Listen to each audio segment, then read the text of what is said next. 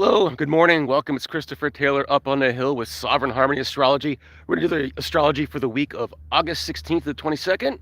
We are in between eclipses right now. We just had the total solar eclipse in Leo last week. Next week, we'll have the lunar eclipse in Pisces. We'll get to that next week. Right now, we're sitting in between and things are in flux. You can always think about the eclipse season as like the train tracks when they shift the tracks and the train can now go in a different direction.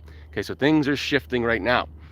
And so what we're experiencing here at the beginning of this week, we've got a few aspects going on here, Sunday, Monday, Tuesday time frame. One of them being Mars in Cancer squaring Neptune in Aries, okay? So this is the waxing square.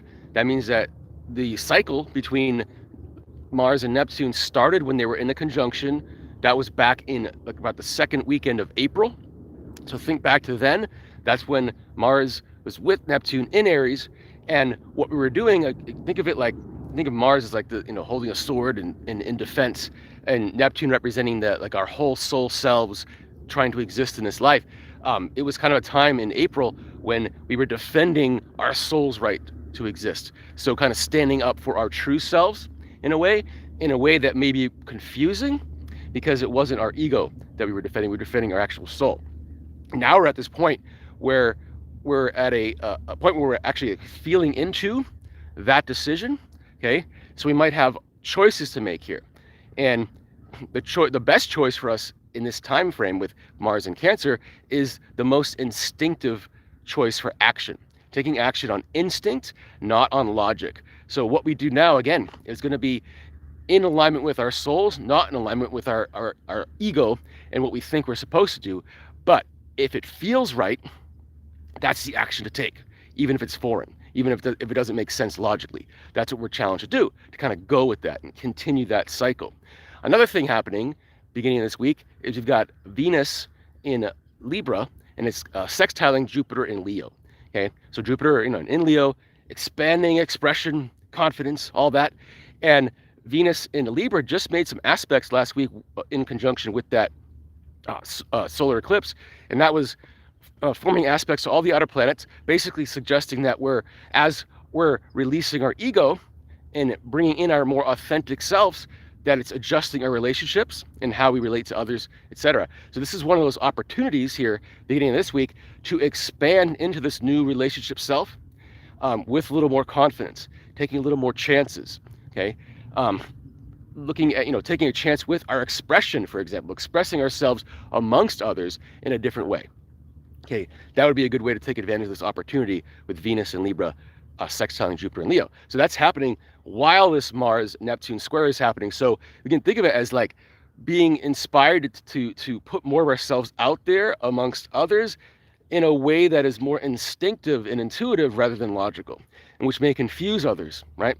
But we've got to be the one to be honoring our soul while we do that beginning of this week here.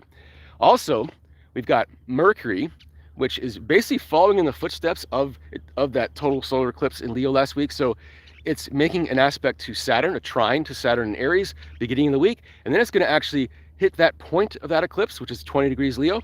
And so it's basically re-emphasizing the idea of releasing our ego, committing to our authenticity, only on more of a mental level. So we're kind of rewiring our brains, our minds, to be thinking in terms of, oh, that's my ego and it's time to let that go. And in terms of, oh, that's who I am authentically, let's commit to that. Okay, so we're getting mentally aligned with the concepts associated with last week's solar eclipse in Leo. And if you missed that talk, you can scroll down and you can see my last video from last week about that. In any case, so that's re-emphasizing this week, re-emphasizing that theme. Also, at the very end of the week, the sun in Leo will be joining the south node of the moon, and right before it enters Virgo. So it's going to enter Virgo on Saturday, so Virgo season will be upon us. But just before that, it is right there on the south node in Leo. The south node just entered Leo recently. And so again, it's reiterating that eclipse from last week and the idea of our past ego self coming up for review and release. So there are things that could happen this week that really come up and remind us like, wow, this is why I always acted that way.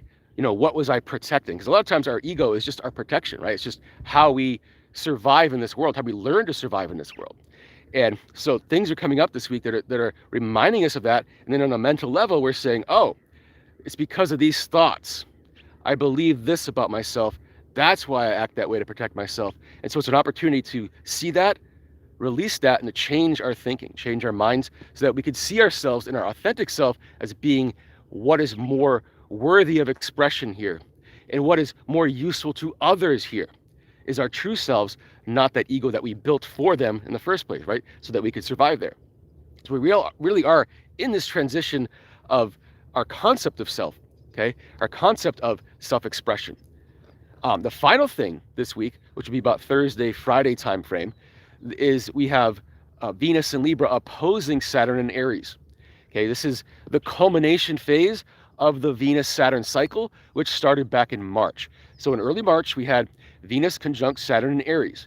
And at that time, we made a decision, especially with regards to our relationship life, how we relate to others. Now, if we made a certain personal commitment to ourselves, then we're coming to this culmination of what that's resulting in, but part of that culmination is going to be that Venus and Libra. It's going to be, again, adjustments to how we relate to others, our one-on-one interactions based on that commitment to self. Okay, and that happened. That conjunction in March happened during eclipse season, the last eclipse seasons, where it started in the last eclipse season and it's culminating in this eclipse season. So these eclipses are a little bit linked. And what's also interesting is that the waxing square, so the halfway point between Venus conjunct Saturn and Venus opposing Saturn here, was when they were squaring each other. And that was when Venus was in Cancer squaring Saturn in Aries. That would have been in, I believe, in late May. Yes, late May. So just after like Memorial Day weekend in the US. So that was a time when we were feeling the effects of that decision made in March. So if in March we committed to ourselves, then in a positive way, late May we would have been experiencing the opening of doors because of that.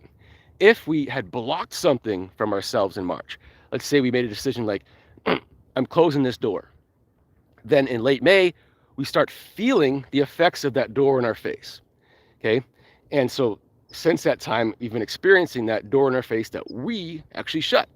Okay, now we're in this culmination phase. So no matter what we chose to do in March and what we experienced in May, now we're at a point of rebalancing. So it doesn't really matter what we chose, because this is a point of change if we want. And that's where we're right in the middle of eclipse season, which is a time of change.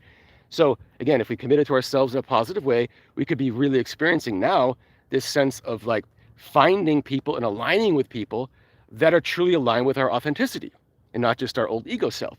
If we had shut a door in our own face in March, then we experienced the feelings of that and what the experience of that was like in May and through the summer, then right now we have a chance to reopen that door if we want, or keep it closed in our face and experience the old relationships and whatnot that just reflect our ego and not our true selves. So, but you have that choice no matter what we chose. So there's no right or wrong ever. There's always choose your own adventure and understanding the timing of when we can best make changes. Okay, so that's this week. That's the 16th to the 22nd to wrap it up. Next week, we'll talk about that partial lunar eclipse in Pisces, which is going to be, it just feels like a wave, like almost like a dam break and like just a rush of water. And a lot of it has to do with what we're opening up after releasing our ego self and allowing our authentic self in, and how more of ourselves can now flood in because of it. So if you have any questions, please let me know. Any comments, comment below.